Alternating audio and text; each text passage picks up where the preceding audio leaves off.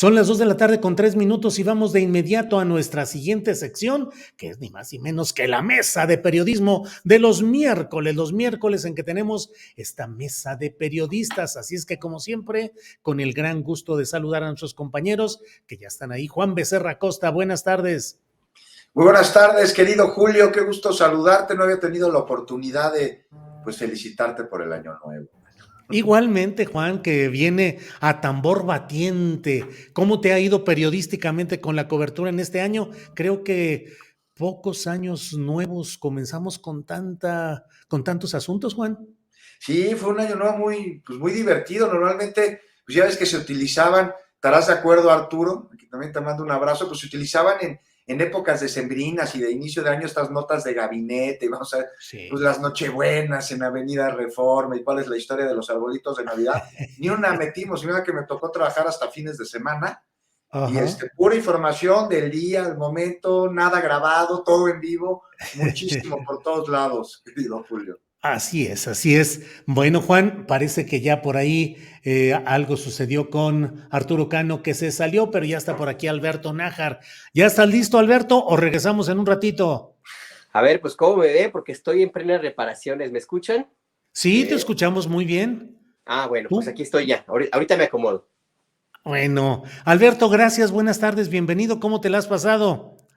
Pues aquí trabajando, desmañanado, Julio. Perdón, buenas tardes. Un saludo a ti, Julio, a Juan y a Adriana y a todos los que nos escuchan. Estoy tratando de acomodarme con un aparato porque mi computadora quién sabe qué le pasa que no enlaza. El celular a veces no los escucho.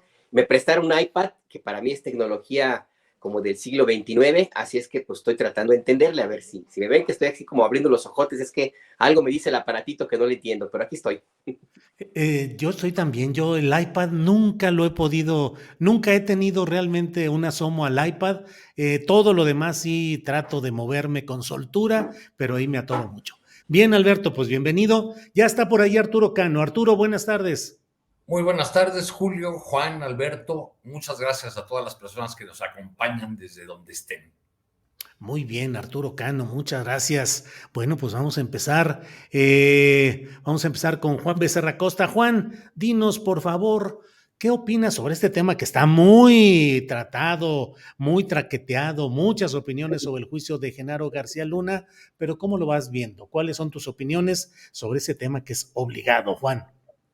Obligado, Julio, pues ¿qué te digo? Justo de eso escribí hoy en la jornada. Y ayer fíjate que me acompañó en el noticiario César Gutiérrez Priego, este abogado especialista en temas de seguridad nacional, porque aquí surge la enorme duda, ¿no? De que se tendría que destapar la cloaca de la impunidad de lo que sucedió en México durante el tiempo en el que García Luna, pues ocupó ahí labores de seguridad y luego encabezó la estrategia de seguridad durante el sexenio de Calderón. Pero también se tiene que destapar del otro lado de la frontera, porque a ver, a García Luna, me decía ayer César Gutiérrez Priego, le dieron reconocimientos, premios en Estados Unidos, la DEA, el FBI, por mencionar algunas agencias, mientras pues, se encargaba supuestamente de la seguridad del país, pero al mismo tiempo en el que Julio pues operaba para un grupo delincuencial, para el cártel de Sinaloa, el cártel del Pacífico, y ahora resulta que no sabía nada del otro lado, ¿no? Cuando incluso antes de ser nombrado como secretario de Seguridad de Calderón, pues ya se le vinculaba con la delincuencia. Que no me vengan en Estados Unidos que no tenían idea de lo que estaba sucediendo. Y esto me parece que responde a que, como hemos mencionado en este espacio, pues parece que la droga cruza la frontera y le salen alas y se distribuye sola, porque en Estados Unidos no han detenido a grandes capos, ¿no? Luego por ahí te ponen, no, es que no estás diciendo la verdad, sí se ha detenido gente, no, sí se ha detenido pues a pequeños narcomenudistas, pues a uno de ahí de medio pelo, agentes de la DEA, a los que se les encuentran vínculos con cárteles en Sudamérica, pero no con cárteles dentro de Norteamérica. ¿Qué sucede con allá va la droga? No, allá está el consumo, allá se están muriendo miles de personas cada año. Cada año en Estados Unidos hay una cifra récord de personas muertas por sobredosis. Ahora con el fentanilo ha crecido exponencialmente, pero también hay unas cifras muy reveladoras que hablan sobre pues, al menos 20 millones de personas, no solo adultas, también menores de edad, mayores de 12 años, eso sí, que presentan trastornos mentales diagnosticados por el abuso en el consumo de sustancias. Está normalizado el uso de las drogas, incluso ilegales allá en los Estados Unidos. Yo me acuerdo cuando la mota no estaba permitida en algunos estados, que yo iba ya a los Estados Unidos, y pues era de lo más normal en las fiestas, en las casas de estudiantes, en los parques, en las reuniones, que la gente sacara su churro y se lo fumara, estaba de alguna manera tolerado. Y lo mismo sucede con drogas mucho más agresivas y hoy no permitida su uso. La cocaína, la heroína, la piedra, el fentanilo. Ahí los ves en las calles. O sea, no solo en videos que circulan en redes sociales. Es ir a alguna población de los Estados Unidos y caminar por la zona de los parques, si tiene costas de los muelles, y ves a las personas consumiendo, y ahí bajo el ojo de absolutamente todo, sin que haya mayor problema. Entonces, pues, ¿qué pasa con la distribución? Allá va, se encarece el precio de la droga, se duplica, triplica, cuadruplica y quintuplica conforme va avanzando en el norte. Lo que cuesta 1 gramo de la sustancia que ustedes quieran en San Diego, California, o en Brownsville, Texas, cuesta 10 veces más, entre 5 y 10 veces más en el estado de Nueva York. Ya ni se diga en Vermont, en Seattle, todas estas zonas. Pues que no me digan que ya no hay narcos. Entonces, esto es lo que tiene que destaparse en este juicio de García Luna, cosa que se ve muy complicada porque se meterían un balazo en el pie. Ya veremos los testimoniales que parece que empiezan a finales de esta semana o a principios de la siguiente. Ya para acabar, Julio, ayer tenía un enlace a Nueva York, justo a la corte del juez Kogan. Están apanicados los testigos por formar parte de este juicio, pero en verdad tienen miedo, porque otra de las cosas por las cuales se acusa a García Luna es por amedrentar a comunicadores y a jurados y a cualquier otra persona que pudiese incidir en una pena hacia los delitos de los que está acusado.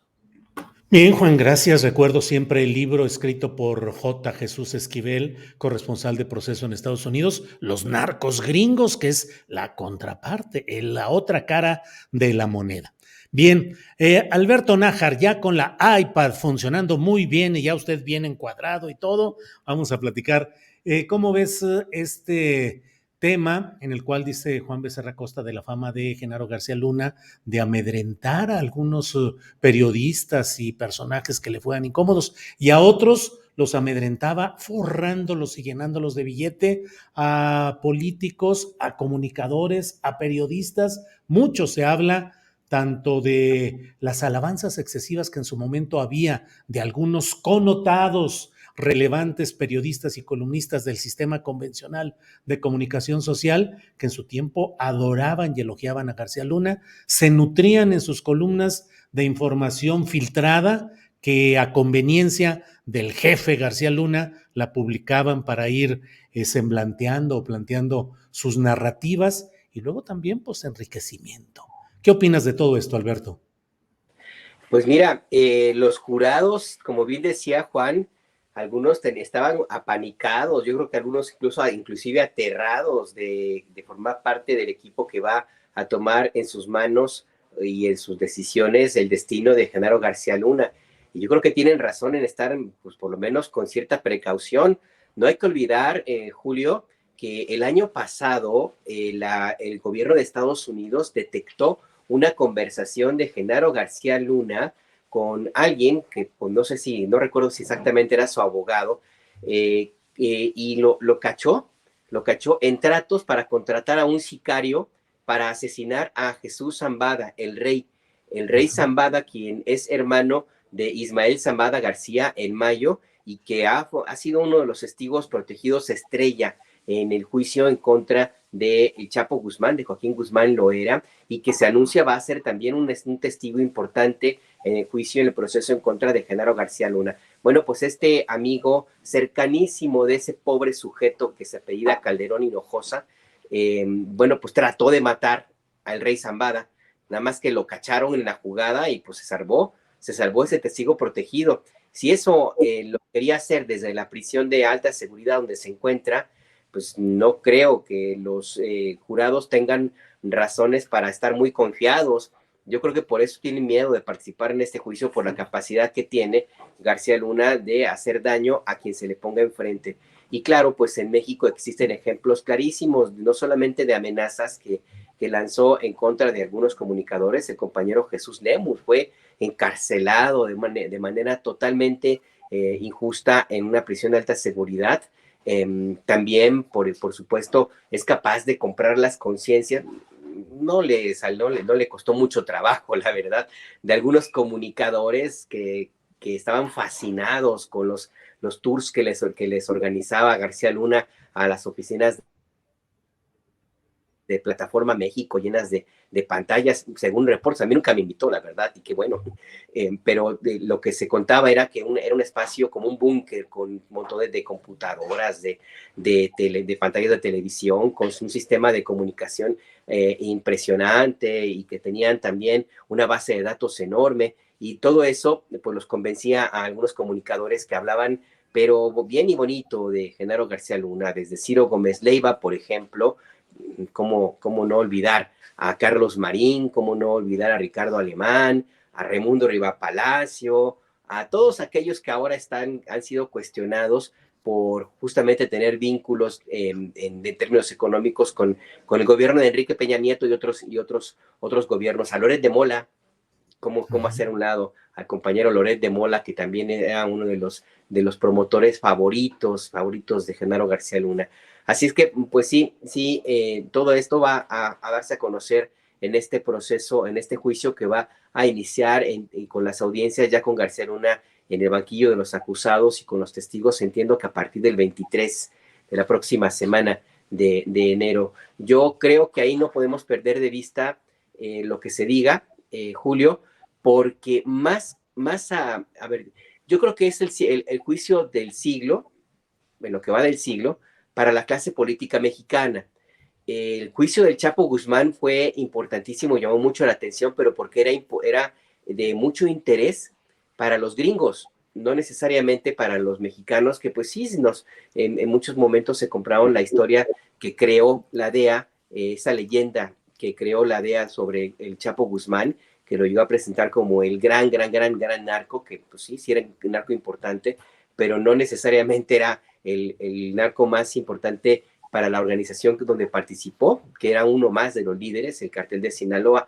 Yo creo que García Luna sí tiene que llamar mucho la atención para la clase política mexicana y para los periodistas y opinadores mexicanos, por todo lo que implicó el personaje, por los conocimientos que tuvo, el conocimiento que tuvo de muchos políticos, no solamente en México, sino muchos, no solamente políticos, sino también periodistas, y los vínculos que llegaron a tener la delincuencia organizada con personajes del gabinete de Felipe Calderón, y también con los que tuvo contratos en los gobiernos de Enrique Peña Nieto. Así es que sí creo que es algo que tenemos que mantener la mirada muy, muy puesta, muy fija allí en lo que ocurra, porque, insisto, yo creo que es más importante el juicio a García Luna que lo que fue el juicio a Joaquín Guzmán lo era el Chapo, Julio. Bien, Alberto.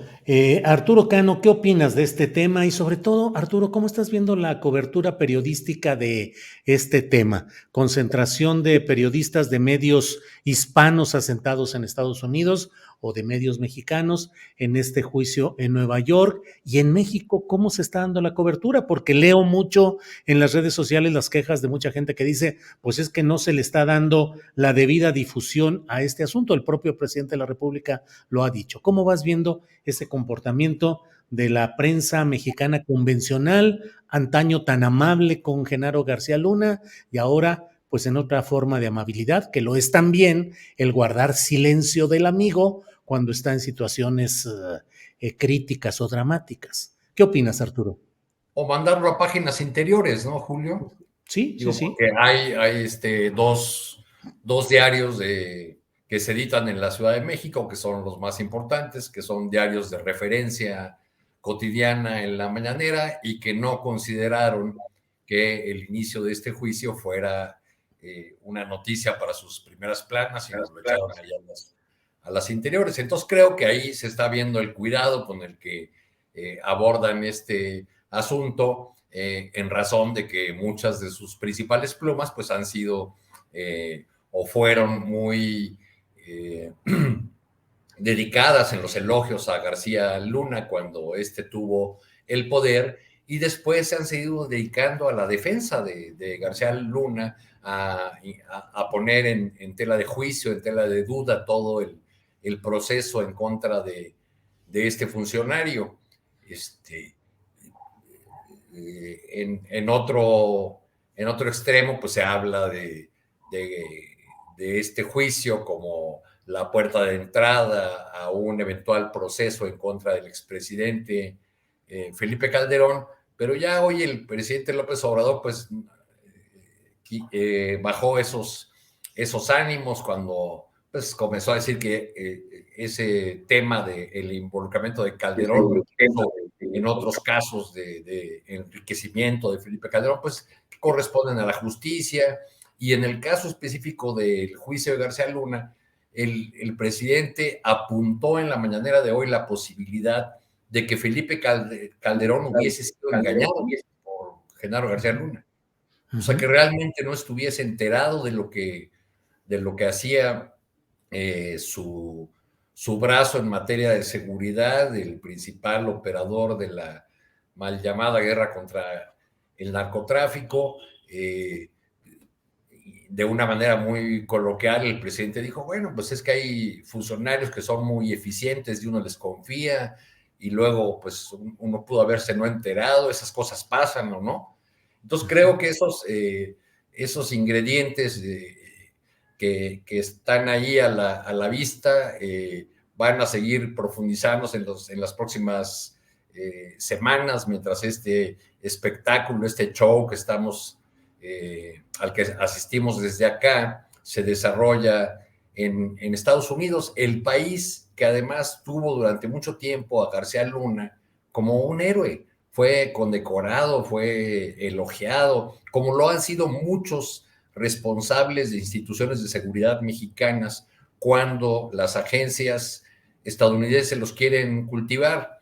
Cuando falló aquella famosa intento de captura de este delincuente de Guanajuato, el Marro, en 2019, yo viajé a esa entidad y al llegar a la ciudad de Irapuato busqué a Juan Miguel Alcántara Soria, quien fue su procurador, un viejo panista de los doctrinarios, de los antiguos, que fue su procurador y creo que incluso encargado de la Procuraduría General. Hablamos del caso de Lozoya y del fiscal de Guanajuato, de Samarripa, otro personaje que ha recibido cursos y reconocimientos, diplomas de las agencias estadounidenses. Y él me contaba que le decía al gobernador, oiga, gobernador, no sea ingenuo, las agencias gringas dan ese tipo de reconocimientos solamente a cambio de información.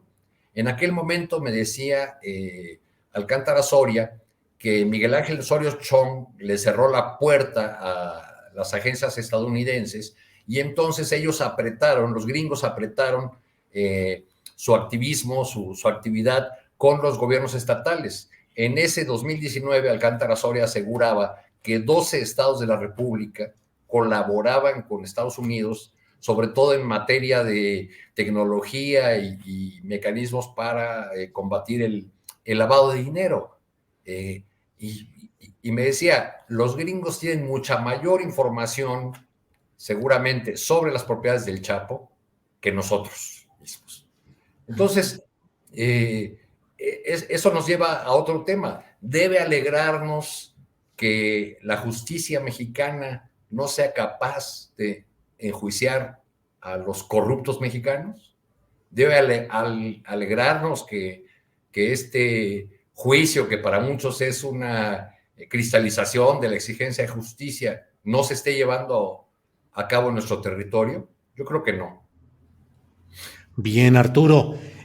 Juan Becerra Costa, ya dinos la verdad, ¿qué está pasando en Coahuila? ¿Qué es ese relajo ahí de que Morena va por separado de sus tradicionales aliados, el Partido Verde y el Partido del Trabajo.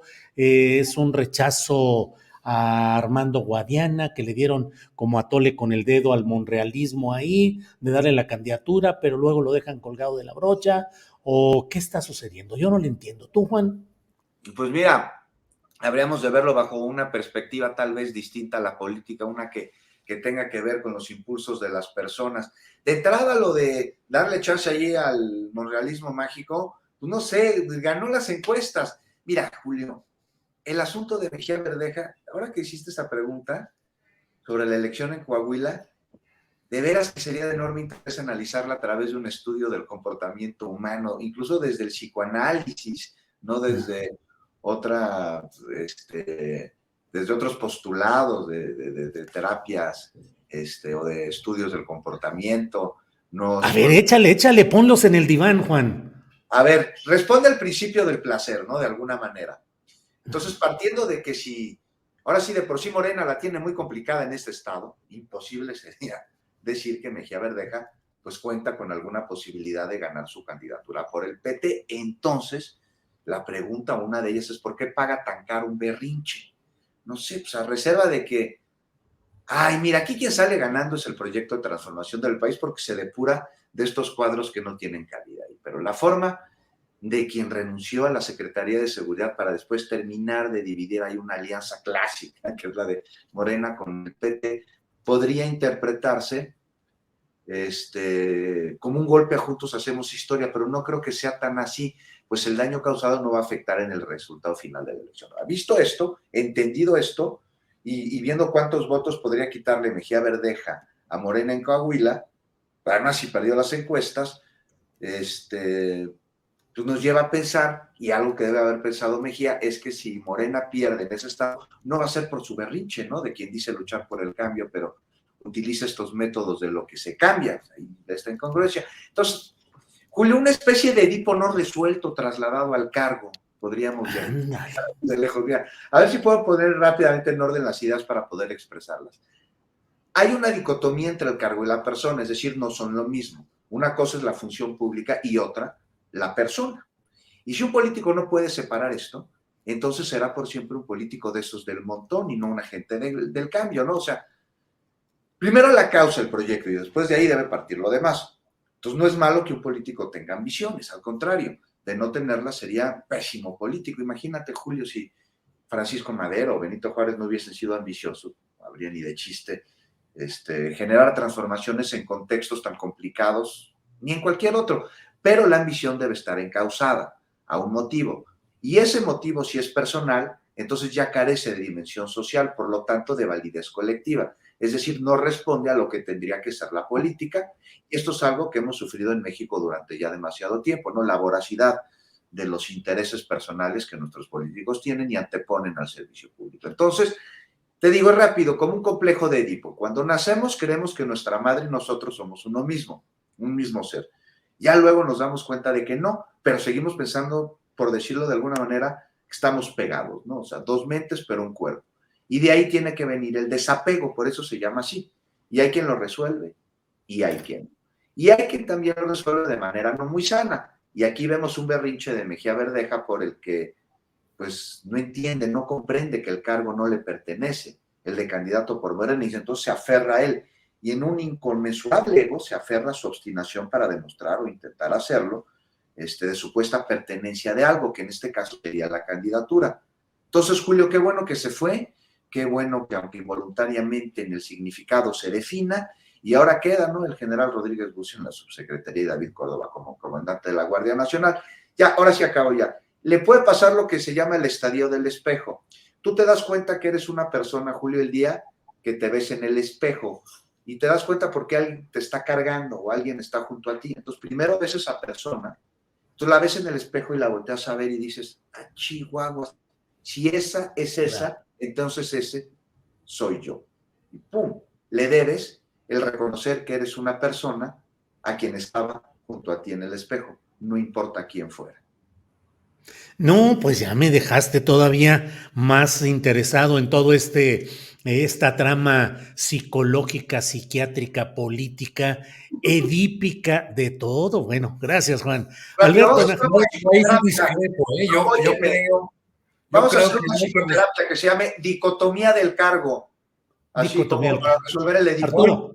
Juan, yo creo que no hay que buscar al doctor Freud, donde claramente tenemos al meme Garza. El de Mejía es claramente un asunto congruente con la trayectoria de Mejía Verdeja. O sea, ha Pero pasado por perdió 4 partidos. las encuestas, Arturo, sí es Pero ha totalmente pasado por 4 congruente. partidos. En Pues, 2018 fue candidato del Movimiento Ciudadano a la presidencia municipal de Monclova, de Saltillo, no, señores, de Acapulco. Claro, Por eso en Coahuila le dicen el Acapulco, ¿no? sí. el Acapulco. Policía acapulqueño, le dicen ahí en algunos de los medios.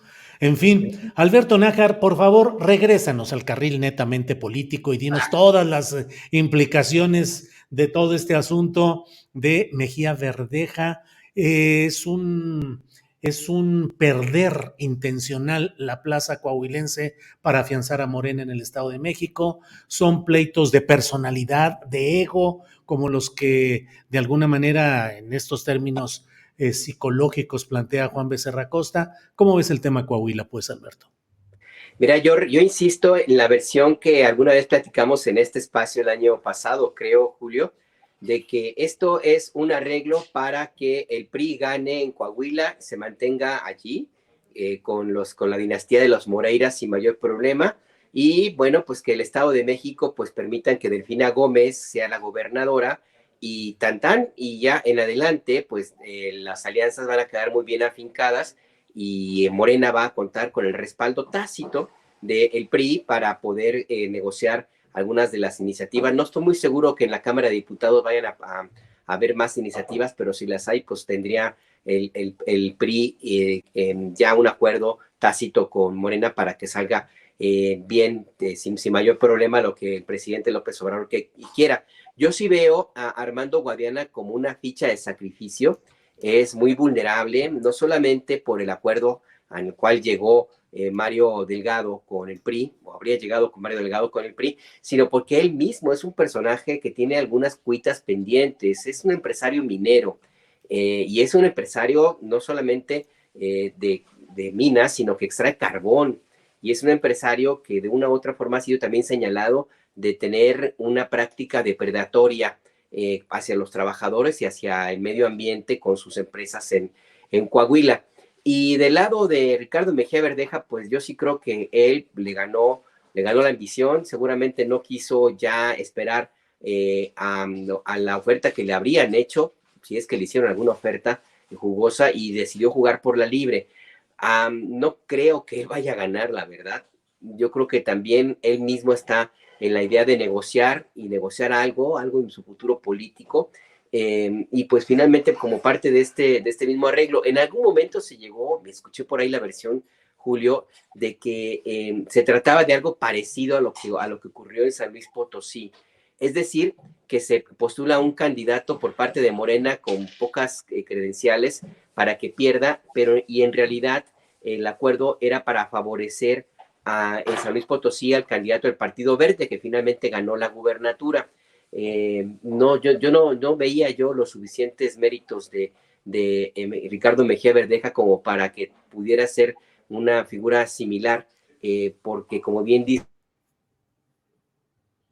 Arturo, pues es un fuereño allá en Coahuila, y yo creo que más bien ahí el acuerdo, pues, insisto en eso, y ya con esto cierro, Julio, pues es para que pierda Morena, para que gane el PRI, para que el PRI conserve ese bastión, para que no se muera, para que tenga ahí algún alimento garantizado en términos de recursos monetarios del erario, y pues todo esto a cambio de que Delfina Gómez pues gane el gobierno del Estado de México, que es que para el proyecto de la 4T sería muy, muy importante, no solo por los votos que puede tener en 2024, sino porque sería una victoria política fuertísima para el presidente López Obrador, y sería al mismo tiempo una muy buena forma de darle otro carambazo a esa alianza bizarra que se llama Va por México, que pues por más que parece que ha resucitado, pues no sé hasta dónde el oxígeno le aguante, y si la jugada funciona de esta manera, pues ahora sí ya el 2024 sería muy, muy complicado, pues que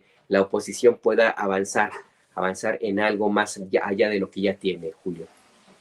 Bien, Alberto. Arturo Cano, en el fondo lo que está en la discusión y el golpe político, más allá de las implicaciones coahuilenses, también es a las encuestas de opinión. Es una descalificación clara, abierta y directa de alguien que estaba como subsecretario de Seguridad Pública Federal y que descalifica no solo a las encuestas, sino también se le va duro a Mario Delgado, acusándolo de corrupto y de vender candidaturas y de mal manejo del partido Morena. ¿Qué opinas de ese otro aspecto de la discusión en Coahuila, que es el relacionado con las encuestas de opinión y con la conducción política de Mario Delgado en Morena? Arturo. Pues creo que el tema de las encuestas, Julio, es clave.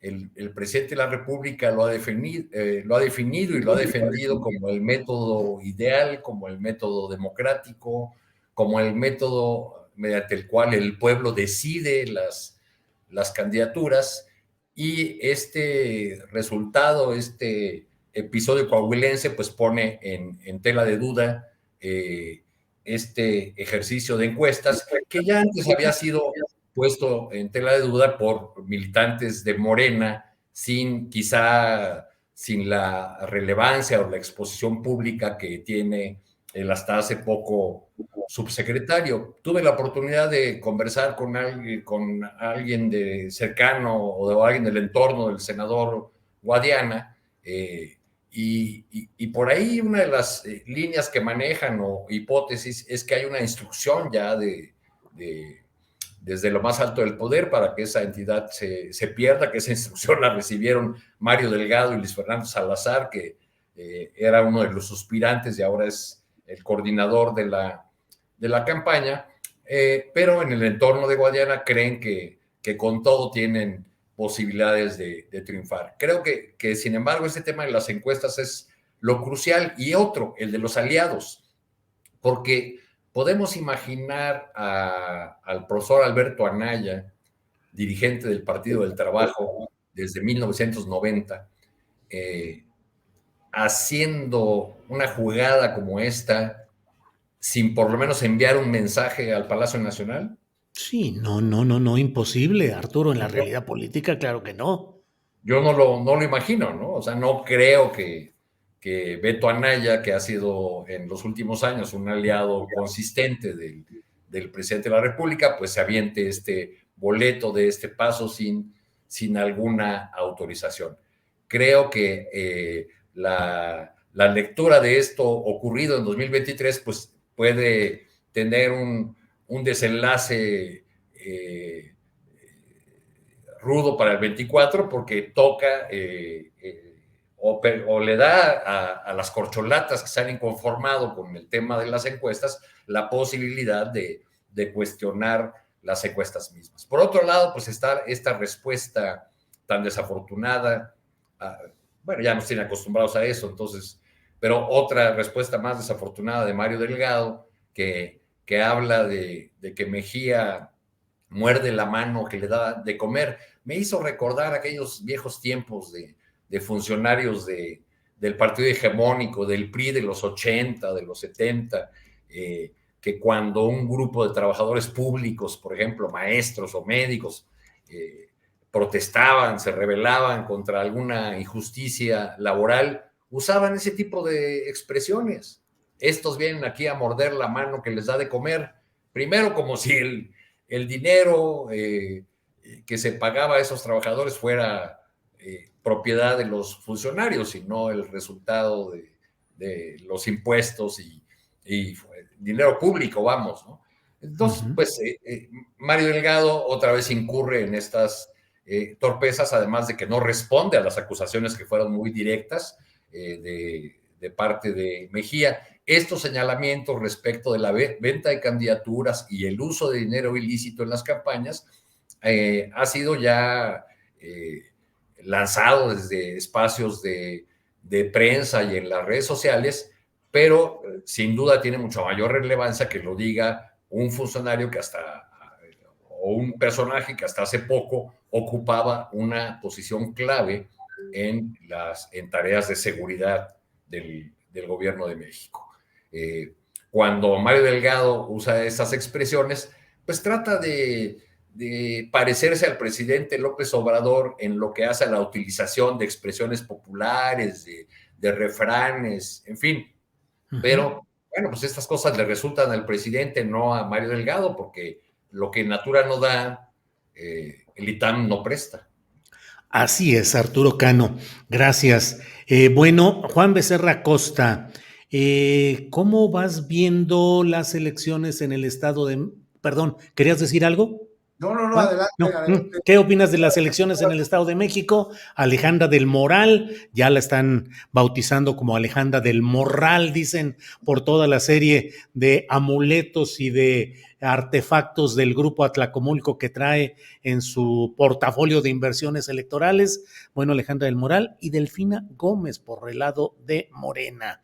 Hay quienes desde el morenismo dicen: pan comido, ya ganamos el Estado de México, la gente está harta y no aguanta 90 años más de continuidad de prácticas como las priistas. Y del lado de otra parte de los ciudadanos dicen: aguas, porque en el Estado de México ese priismo sigue controlando los órganos electorales, los medios de comunicación, los grupos organizados, sociales e incluso criminales, y hay mucho dinero de por medio para movilizar los famosos planes electorales que tenía el grupo del Estado de México, que eran famosos de que eran enviados como brigadas de defraudación electoral a otros estados. ¿Cómo vas viendo, pues, ese contexto mexiquense, Juan?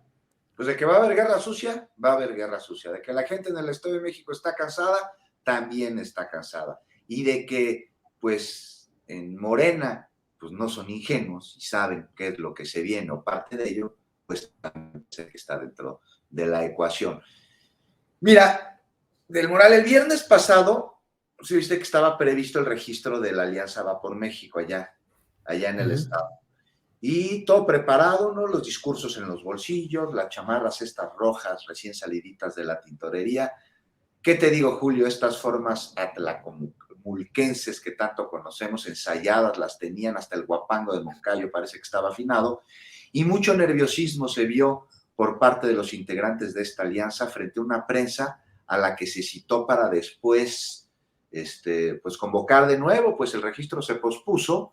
¿Por qué se pospuso? Debido a que se sumó un nuevo integrante, que su nombre ya predice alianzas y que evoca viejas tranzas, ¿no? El partido fundado por el Bester, Nueva Alianza, que pues muy congruente, que comparte ahí genética prehistórica con sus nuevos aliados. Ahora, de Alejandra del Moral, o sea, si estamos cubriendo notas, si estamos en la información, si estamos llevando la agenda, sabemos quién es Alejandra del Moral, pero incluso dentro del Estado de México es una posición, me parece que muy clara. Fuera no teníamos ni idea de quién era, muchos ciudadanos, ¿no?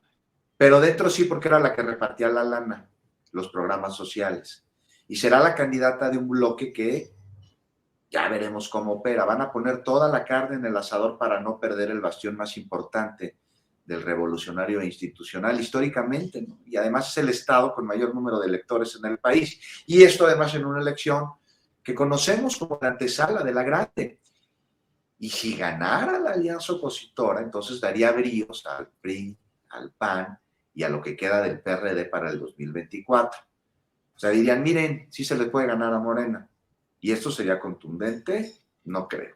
Pero sí le daría nuevos bríos a la oposición. Pero también no creo que esto vaya a suceder, porque por más guerra sucia de la que hablábamos, que puedan hacer, decía que en Morena no son ingenuos y están 2 pasos adelante de ellos y tienen, pues de acuerdo a todas las encuestas, mayoría en la intención de voto. Además de que la gente en el Estado de México, como mencionabas, Julio, ya está hasta la coronilla de la ingobernabilidad que el holograma de gobernador que tienen ha causado, porque parece que gobierna nada más con bots, y que además ya seguramente está decidiendo, ¿no? Si no es que ya lo hizo Alfredo del Mazo, pues qué bajada le va a gustar ocupar, ¿no? Para recordar aquellas en los tiempos de su padre, cuando fue obligadamente y por indisciplinado embajador de México en Bélgica, cuando le quiso hacer un madruguete a Salinas ante el destape que ahí dio de la Madrid, algo de lo que ya hemos hablado aquí, sobre lo que Alberto y yo tenemos versiones, ambas de primera mano, pero muy distintas. Pero en fin, el Estado de México, pues Julio, me parece que dará paso, como lo han hecho los demás estados del PRI en elecciones anteriores, a Morena, quedará seguramente nada más Coahuila, como en su momento le quedó como único estado gobernado al PRD, Michoacán. Ahora, la alianza del otro lado, rápidamente, ya vimos que también de último momento se sumó el Verde. Le pregunté al dirigente del Verde hace un par de días, a Pepe Tulén se llama, digo, ¿por qué se tardaron tanto en sumarse a la alianza? Pues consultamos a nuestras bases, me dijo, y también trae una agenda ahí medioambiental con Delfín. Entonces, a ver, pues sí es un problema grave del Estado de México, el ambiental, porque la ciudad más contaminada de la República, una tala de árboles, no hay agua, en fin. Ya estaremos viendo qué sucede con la guerra sucia. Me parece que lamentablemente iba a estar buena parte de la nota, pero veo muy difícil que la alianza opositora pueda mantener al Estado de México como uno de los estados gobernados por el PRI, Julio. No sé tú cómo la veas. Pues sí, Juan, veo realmente ya una corriente política sumamente desgastada por el ejercicio del poder, con resultados siempre negativos para la población, pero la pregunta es qué tanto puede todavía ese aparato dinosaurico tener el dinero, el control estructural institucional para ofrecer una batalla que puede ser fuerte, por un lado. Entonces, por ahí lo veo y aprovecho pues para ir con Alberto Nájar y decirle, Alberto, ¿cómo ves las condiciones para que realmente gane la profesora Delfina Gómez y Morena en el Estado de México, por sí mismos, en alianzas? Las alianzas que tengan que hacer implicarían, como en otros estados, reducir el rango de posibilidades de una lucha por un cambio verdadero para caer en el pragmatismo de los grupos, cambiar al grupo Atlacomulco por el grupo Texcoco y mantener vicios políticos más o menos tradicionales, pero con nuevos ejecutores. ¿Qué opinas, Alberto? Pues mira, la historia del planeta es sabia. Los dinosaurios sí desaparecieron, pero algunos se transformaron y por eso tenemos aves ahorita aquí en la planeta Tierra. Así es que pues yo sí creo que puede haber ahí una cosa híbrida medio extraña, porque al final del día, si bien es cierto que los usos y costumbres de la política mexicana pues son creación en muy buena medida del PRI, pues también es cierto que en el Estado de México se han hecho una serie de mezclas y de relaciones y de nacimientos de grupos extraños que pues se parecen mucho todos de una u otra manera al PRI que gobierna. Entonces yo sí creo que ahí lo que va a haber, pues a lo mejor no el grupo Texcoco así como tal, que ya de suyo propio pues se parece mucho al grupo Atlacomulco en algunos aspectos. No sé si el grupo Texcoco como tal vaya a ser como la siguiente etapa de la vida política del Estado de México, pero sí algo muy, muy parecido. Y en términos de lo que puede ocurrir, yo coincido con Juan y también con lo que ha planteado en otros momentos Arturo, en el sentido de que lo que tú mismo señalas, pues, Julio, de que parece ser que los momios están muy en favor de la profesora Delfina Gómez. Y yo quiero hacer además ahí un apunte importante. En la elección pasada, la maestra Delfina Gómez perdió la elección oficialmente hablando, entre otras razones por la gran cantidad de recursos que se invirtieron desde el gobierno federal y del gobierno del estado, las famosas tarjetas que se repartieron al por mayor y la campaña que hubo en aquel entonces. El elemento diferente que ahora existe y que creo que también es importante y que creo que puede también la tesis de que la maestra Delfina Gómez tiene un escenario todavía más favorable es que, pues, el presidente de la República es Andrés Manuel López Obrador. Dos, pues que es el gobierno federal, también ya está haciendo lo propio. Acuérdense que el año pasado empezó el reparto masivo de tarjetas por parte de la Secretaría del Gobierno Federal en el Estado de México, y que ese es un elemento que no existía pues en la elección pasada. El gobierno del Estado, el gobierno federal jugó en favor de Alfredo del Mazo, y ahora el gobierno federal, yo no digo que vaya a jugar en favor de Delfina abiertamente, pero bueno, pues ahí está. ya están repartiéndose tarjetas del mismo partido en el cual el presidente de la República es compañero pues de partido de Delfina Gómez. Y además ahí existe también un elemento adicional. En la elección pasada, el PRI tenía una presencia territorial en el país mucho más amplia de la que tiene ahora. De hecho, el último reducto que le queda es el Estado de México y Coahuila, y si plantea como el escenario que se ve hasta ahora, pues el único sitio donde va el PRI a conservar el gobierno como tal en términos oficiales, pues va a ser Coahuila. Y el mismo Alfredo del Mazo, pues ya se ha quedado una solo. Dos, pues a Enrique Peña Nieto le apretaron también las tuercas desde hace rato, desde la Fiscalía General de la República le mandaron algunos mensajes, también el gobierno federal le ha mandado mensajes, y pues Alfredo del Mazo, pues yo creo que también tendría que empezar a pensar en lo que viene en adelante, porque tiene cuentas también que le pueden ser ajustadas en su momento. Todos estos elementos hacen diferente a la elección de ahorita, a la que anterior, en la que continuó la maestra Delfina Gómez, y le crean, insisto, un escenario favorable.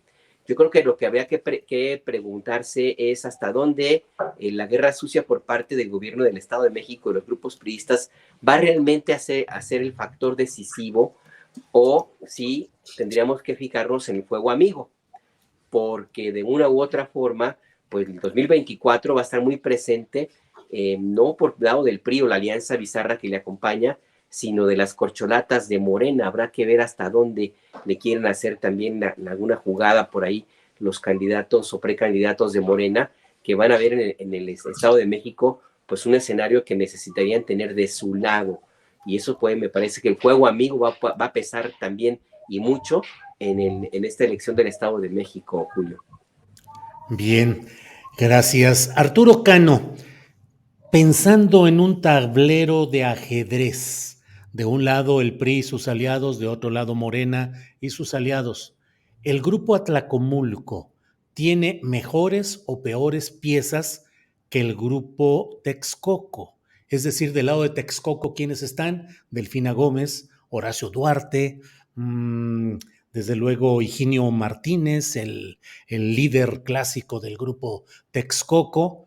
¿Tendrán la fuerza y la capacidad para enfrentar la experiencia y la capacidad de los alfiles y las piezas de ajedrez muy jugadas, muy desgastadas, muy repudiadas, pero a fin de cuentas piezas con experiencia del lado del grupo Atlacomulco? ¿Cómo ves esa correlación ajedrecística, Arturo? Llevan tantos años batallando unos con otros, pero al mismo tiempo conociéndose las mañas y aprendiéndoselas unos a otros, que yo creo que más o menos cuentan con las mismas herramientas o con herramientas muy, muy parecidas. Entonces, creo que será una cuestión de decisión política del grupo Atlacomulco, si va a jugar esta batalla como su última batalla o si prefieren no aventurarse a algo que lo pudiera llevar a la extinción. Hasta donde yo veo ahorita y por los sondeos a los que he tenido acceso, después del nombramiento o de ya la formalización de la candidatura de la exdiputada de Cuautitlán Izcalli, Alejandra del Moral, la contienda se cerró un poco, pero no le alcanza aún así a la alianza que encabeza el PRI para ganarle a la maestra Delfina Gómez. Entonces creo que sí veremos una contienda muy ruda, que arreciará la guerra sucia, pero no veo alguna posibilidad para que el PRI retenga esa entidad, lo cual es una buena noticia en términos de la alternancia. Otra discusión será si con la salida del PRI cambiarán los usos y costumbres de la clase política mexiquense que tiene una serie de vicios, de mañas, de comportamientos, de usos y costumbres que han transminado, que se han extendido a otras fuerzas políticas mucho más allá del PRI. Un dato que que no se le echó mucho reflector en el momento. Y cuando presentaron a la candidata, fíjense qué curioso, le pusieron defensora del Estado de México, ¿no? Así como Morena llama a sus aspirantes defensores de la Cuarta Transformación, cuando todavía no se puede hacer candidatos, ellos le pusieron defensora del Estado de México. Ahí en la foto donde aparecen los dirigentes y la candidata, está un personaje cuyo nombre no recuerdo y que además resulta algo un tanto irrelevante, pero en representación de Fuerza Turquesa, de lo que fue el partido Nueva Alianza. Es decir, que al menos en el Estado de México, pues ya se le revelaron al líder nacional del CENTE, Alfonso Cepeda, y ahí no van en alianza con Morena, pese a que en el Zócalo de la Ciudad de México, Alfonso Cepeda declaró que el CENTE era ya, desde 2019, el ejército intelectual del presidente de la República y de la 4T. Bien, pues son las 2 de la tarde con 54 minutos, estamos ya en la parte final del programa. Juan Becerra Costa, postrecito, lo que desees agregar en 2 minutitos que nos quedan más o menos a cada cual. Juan Becerra. Pues uno de los temas que estaban planteados, Julio, lo de Yasmín Esquivel, me parece que sí hay que poner aquí el dedo en la llaga porque es lamentable más aún su postura y esto ya trasciende a cuatroteístas y a opositores. Es un asunto demasiado sencillo de interpretar como para que se intente maromear al respecto y hacerlo complicado, ¿no? Yasmín Esquivel plagió su tesis, la directora ya dijo que compartió el trabajo, la UNAM carece de elementos jurídicos para retirarle el título, la SEP se lava las manos, Yasmín sigue en la Suprema Corte y todo esto me parece que es lo más antitransformación que puede ser. O sea, no es bronca del presidente, sí hay que señalarlo, ¿no? O sea, hay división de poderes, sí es bronca de la UNAM, también de la Corte y por supuesto de Esquivel, quien debería tener el mínimo grado de decencia y de sentido común como para retirarse del cargo, pero como el meme ese de ¿qué tiene? No sé si ya lo vieron, de cuando un cuate así sale con sus pomos y le dice, no sé si su mamá o su novia, que es un borracho, él dice, sí, ¿qué tiene? ¿Qué tiene? Y ella igualito, ¿no? Con su frente en alto dice que está. Y bueno, ojalá y se resuelva, ¿no? De acuerdo a justicia, que la ley encuentre el camino para hacerlo, porque en el cumplimiento de la ley o la falta de ella en la jurisprudencia, no puede darse la injusticia de tener en la Suprema Corte de Justicia de la Nación, nuestro máximo tribunal, a alguien que carece de los requisitos. Por un lado. Por el otro, carece de la autoridad moral. O sea, ¿qué le dicen a todas las personas que de una manera u otra resultaron afectadas? Ojo que aquí sin un juicio de valor en la palabra afectados, por una resolución de una ministra que no tiene las facultades para resolver, porque no se puede tener una licenciatura cuando se roba un trabajo para titularse, y entonces, pues con esta licenciatura no se puede ser ministra. Y si en la UNAM, ni en la SEP, ni en la misma Corte existen los pantalones para poder poner remedio a esto, pues lo aprovecha quien se aprovechó de la trampa para titularse. Ojo. Entonces que renuncie, le dice hasta el mismo gremio abogadil, pero ¿qué se puede esperar de Yasmín más allá de una trampa? O sea, si no hubo ni siquiera el reconocimiento de ella, entonces no se puede esperar nada. Ya el tema de la politiquería es otro, y sí la hay, sin duda. Se buscó golpear a Esquivel, claro, por supuesto, pero esto no es atenuante para nada de su falta. Y cualquier intento aquí de defensa a Yasmín Esquivel no es otra cosa más que una maroma, Julia. Juan, aprovecho pues para decir esta información. La UNAM despide a la asesora de tesis de la ministra Yasmín Esquivel. Lo reporta, bueno, ahí está ya el boletín, por haber incurrido en causas graves de responsabilidad, así como en faltas de probidad y honradez en el desempeño de sus labores. La UNAM resolvió rescindir el contrato individual de trabajo de la profesora Marta Rodríguez Ortiz. Todo esto luego que fueran debidamente evaluados y analizados todos los elementos que integran el procedimiento de investigación administrativa. Y por otra parte, mira lo que son las cosas, los abogados integrantes del Foro Plural Jalisco, Salvador Cosío Gaona, Jesús Eduardo Almaguer Ramírez y Jaime Robles Gómez, acudieron hoy a la Ciudad de México para presentar diversas denuncias penales contra la ministra Yasmín Esquivel Moza y quién o quienes resultan responsables de presuntos ilícitos. Específicamente, los señalamientos son contra Yasmín Esquivel por falsedad de declaraciones ante autoridad ministerial y complicidad en posibles delitos cometidos por fedatario público, así como amenazas con señalamientos dolosos buscando incriminar a un tercero. Alberto Nájar, postrecito, por favor.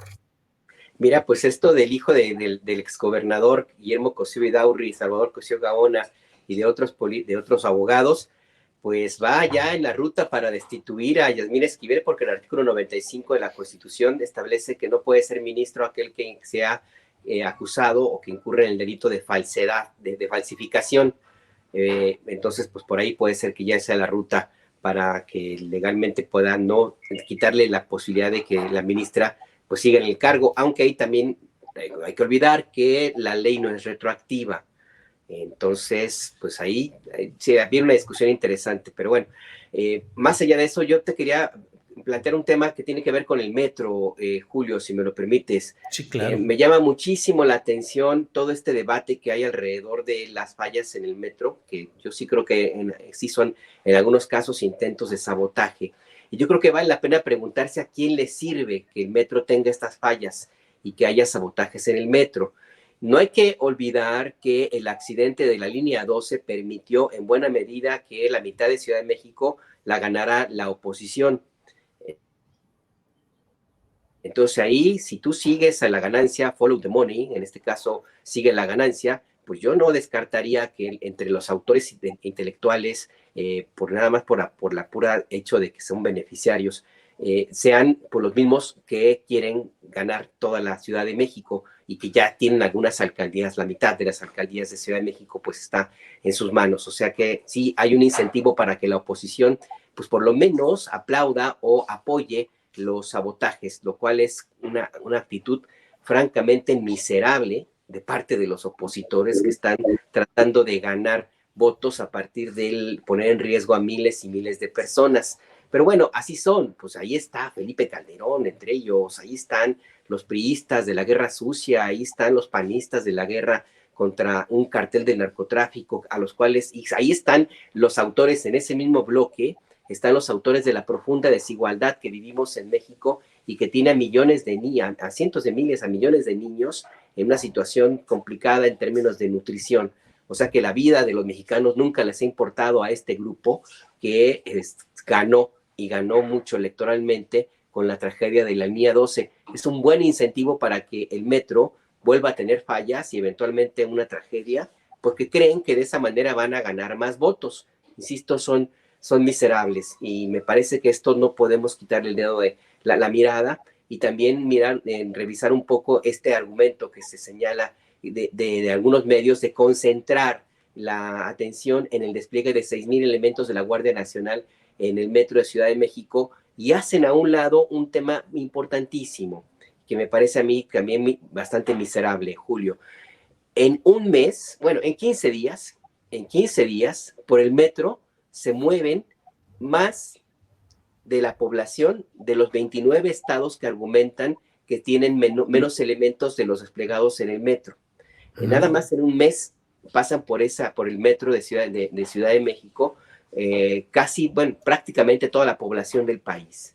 Ese también es necesariamente un justificante para mantener con toda la seguridad, todos los elementos necesarios del Estado mexicano para que se cuide el metro, porque ahí pasa toda la población de nuestro país. Entonces, concentrar el debate político en que hay 6,000 elementos y que hay estados como Sinaloa, como Michoacán o como ustedes quieran, que tienen menos elementos de la Guardia Nacional, me parece miserable. Que se hace a un lado en lo que implicaría un accidente en el metro, un sabotaje. Nada más con en un vagón y que tuviera no lo deseo, pero con un accidente puede haber más víctimas fatales de las que ha habido en cualquiera de los grandes enfrentamientos de la guerra contra el narco. Entonces me parece que hay que tener cuidado con la narrativa, Julio, porque si se pretende ganar votos a partir de poner en riesgo a la gente que utiliza el metro, que en la mayor parte son personas que no tienen otra forma de moverse, me parece, insisto, muy mezquino, Julio. Bien, Alberto. Bien, Arturo Cano, para cerrar, por favor, postrecito en esta mesa de periodismo. Rapidísimo sobre el caso de la ministra. Ayer me tocó ir por la noche a un evento en el que participó el canciller Marcelo Ebrard, una reunión con empresarios, con gente de las finanzas. Estuvo el presidente de la Asociación Mexicana de Banqueros, el director en México de Bank of America, en fin, 500 empresarios. Y en una intervención en la que llenaron de elogios a Ebrard: usted tan preparado, usted el más experimentado, díganos cuáles son sus sueños. Ebrard contestó que su sueño era que México fuera un país sobre todo de clases medias, pero mirarlo ahí, además en ese lugar en Santa Fe, me hizo recordar que fue Marcelo Ebrard quien propuso a la ahora ministra de la Suprema Corte, Yasmín Esquivel, para integrar, para formar parte del Tribunal Administrativo, lo que ahora se llama el Tribunal de Justicia Administrativa. En 2009, Yasmín Esquivel llegó como magistrada de ese tribunal y para 2012 fue nombrada su presidenta. En esa posición, la Sala Superior de la que ella formaba parte guardó, sin emitir resolución, el caso de la Supervía Poniente, que era de gran interés para el gobierno de Ebrard y después para el de Mancera, durante 22 meses sin emitir resolución. Eso es algo que está en la trayectoria de la ahora ministra, que ha insistido durante toda esta polémica, ella y sus defensores, en que su trayectoria es impoluta. Bien, pues son las 3:04 p.m, así es que hemos llegado a la parte final de nuestro programa. Juan Becerra Costa, hoy hemos hablado de todo, mira, de tesis psiquiátricas con Juan Becerra Costa, con Alberto Nájar de asuntos biológicos de dinosaurios, luego conversos en aves, con Arturo Cano de ajedrez político, Grupo Atlacomulco contra el Grupo Texcoco, así es que pues ha sido una mesa variada. Gracias, Juan Becerra Costa. Yo extrañé la expresión de ese sujeto, nada más esa sí nos faltó. Sí dijo en una ocasión. Perdón, me perdí. Abrazos, Arturo, Alberto. Además, y qué bueno que lo dices, Arturo, porque ya me regañaron, ya me dijeron que yo no le diga Felipe Calderón, que tengo que decirle su nombre completo. Sí es cierto, se llama Felipe del Sagrado de Jesús Corazón en Calderón Hinojosa. Entonces, ya se me ha olvidado el nombre de este sujeto, hombre. Sujeto. Bueno, ya. Muy bien. Juan, gracias. Alberto, gracias. Arturo Cano, gracias. Gracias. Chao, hasta luego. Abrazos. Nos vemos pronto. Gracias a los tres. Hasta luego.